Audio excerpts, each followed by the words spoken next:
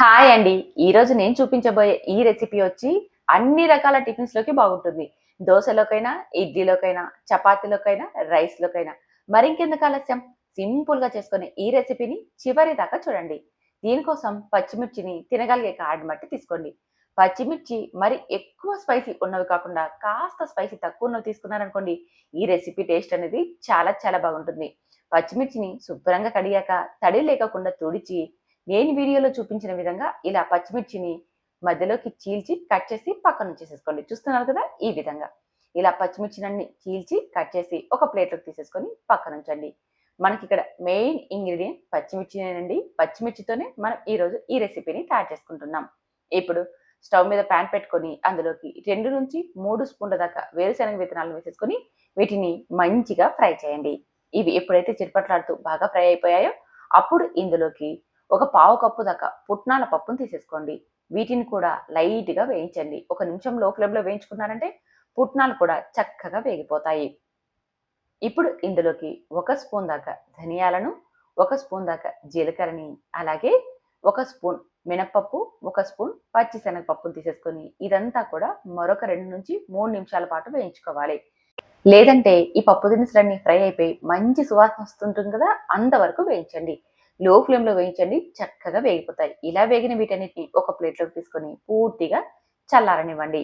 ఇప్పుడు ఇదే ప్యాన్‌లోకి మనం పచ్చిమిర్చిని కట్ చేసి పెట్టుకున్నాం కదా! తడి లేకోకుండా ఆ పచ్చిమిర్చిని వేసేసుకొని ఒకసారి ఈ వేడికి ఇలా ఫ్రై చేసుకున్నాక ఇప్పుడు ఇందులోకి 1 స్పూన్ నుంచి 2 స్పూన్ల దాకా నూనె వేసేసుకొని ఈ పచ్చిమిర్చిని బాగా ఫ్రై చేసేసుకోవాలి. ఇలా పచ్చిమిర్చిని ఫ్రై చేసుకునేటప్పుడు మంటని మీడియం ఫ్లేమ్‌లోకి, లో ఫ్లేమ్‌లోకి అడ్జస్ట్ చేసుకుంటూ చూడండి పచ్చిమిర్చి ఈ విధంగా ఫ్రై అయ్యేంత వరకు ఫ్రై చేయండి. దాదాపు మనకి ఇలా ఫ్రై అవ్వడానికి 5-10 నిమిషాలు టైం పడతది. అలా ఫ్రై చేసుకున్నాక ఇప్పుడు ఇందులోకి ఒక గుప్పెడు కరివేపాకును వేసేసుకోండి. ఈ కరివేపాకు, ఈ పచ్చిమిర్చి ఇంకా కాసేపు ఫ్రై చేసేసుకోవాలి. ఇక్కడ చూస్తున్నారు కదా! ఇవి ఆల్‌మోస్ట్ క్రిస్పీగా అయిపోవాలి. అలా ఫ్రై చేసేసుకోవాలనమాట. ఇక్కడ చూడండి నలిగిపితే నలిగిపోవాలి. ఆ విధంగా ఫ్రై చేసేసుకోండి. పచ్చిమిర్చి మరి అంత క్రిస్పీగా అవ్వదు కానీ కరివేపాకు మాత్రం అంతే క్రిస్పీగా అయిపోతుంది. ఇక్కడ మీకు నలిపి చూపిస్తున్నా చూడండి. కరివేపాకు బాగా క్రిస్పీగా అయిపోయింది కదా! ఈ విధంగా పచ్చిమిర్చి, కరివేపాకును ఫ్రై చేసుకున్నాక స్టవ్ ఆపేసేసి ఈ పచ్చిమిర్చిని, కరివేపాకును అదే ప్యాన్‌లోనే అలాగే ఉంచేసామంటే ఆ వేడికి ఇంకా క్రిస్పీగా అయిపోతాయి. ఇప్పుడు అన్నీ కూడా చల్లారిన తర్వాత మిక్సీ గిన్నెలోకి పప్పు దినుసులను వేసేసుకొని ఫస్ట్ గ్రైండ్ చేసుకోండి. ఇలా కచ్చాపచ్చాగా గ్రైండ్ చేసుకున్నాక ఇప్పుడు ఇందులోకి 10 దాకా వెల్లుల్లి రెబ్బల్ని, అలాగే మనం వేయించి పెట్టుకున్నాం కదా కరివేపాకు, పచ్చిమిర్చిని కూడా ఇందులోకి వేసేసుకోవాలి. అలాగే రుచికి సరిపడా ఉప్పును వేసేసుకొని మధ్యలో మనం ఆపుతూ ఇదంతా మిక్సీ పట్టాలి. ఒకేసారి మిక్సీ పట్టాము అంటే అంత మెత్తగా పౌడర్ అవ్వదు. ఇలా కచ్చాపచ్చాగా అయ్యాక స్పూన్‌తో ఒకసారి కలిపి మళ్ళీ గ్రైండ్ చేసేసుకోవాలి. ఇలా మిడిల్‌లో కలుపుకుంటూ గ్రైండ్ చేసుకున్నామనుకోండి ఇది చక్కగా మెదిగిపోతుంది. చూసారు కదా! ఈ విధంగా. ఇప్పుడు ఇదంతా ఒక బౌల్‌లోకి తీసేసుకోవాలి. మనం ఇలా బౌల్‌లోకి తీసుకున్నప్పుడు ఇదంతా కూడా వేడి వల్ల మెత్తగా ఉంటుంది. కానీ మనం ఇలా ఒక గంట సేపు పక్కనుంచేసామంటే ఇది చాలా చాలా పొడి పొడిగా అయిపోతుంది.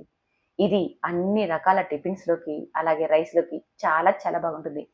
మీరెప్పుడైనా ఈ పచ్చిమిర్చితో చేసిన కారం పొడి తిన్నారా? చాలా అంటే చాలా రుచిగా ఉంటుందండి. మనం ఎన్నో రకాలుగా పొళ్ళు తయారు చేసుకుంటూ ఉంటాం. కానీ ఈ పచ్చిమిర్చితో చేసిన ఈ పౌడర్ ఎంత టేస్టీగా ఉంటుందంటే వన్స్ ట్రై చేయండి. ట్రై చేశాక టేస్ట్ ఎలా వచ్చిందో కామెంట్ చేయండి. నచ్చితే లైక్ చేయండి. అలాగే ఈ వీడియోని మీ ఫ్రెండ్స్, ఫ్యామిలీ మెంబర్‌కి షేర్ చేయండి. మన ఛానెల్‌ని సబ్స్క్రైబ్ చేసుకోండి. Thank you for watching.